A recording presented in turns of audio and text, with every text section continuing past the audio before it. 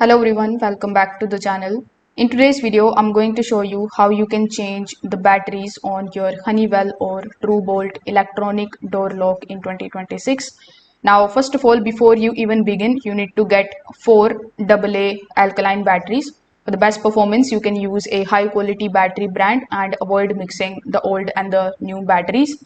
Now, once you have the batteries ready, you just have to simply move to the inside part of the door where the interior lock assembly is installed. Now, over here, you need to take a look at the battery cover near the top of the lock housing. On most of the models, the cover slides upward or lifts off easily. So we just have to simply do that.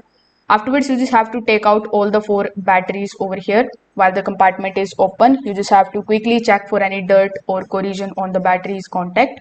If you find any, you just have to gently clean them. Afterwards, you just have to simply insert the new batteries over here, and then you just have to make sure that the plus and the minus markings inside the compartment are matching. After doing so, you just have to simply close this particular section, and then after power is restored, you need to allow the lock for a few seconds to complete its startup process. So this way you will be able to easily replace the batteries inside your Honeywell or Tru Bolt electronic lock. If this video helped you out, make sure that you like this video and subscribe to the channel. Thanks for watching.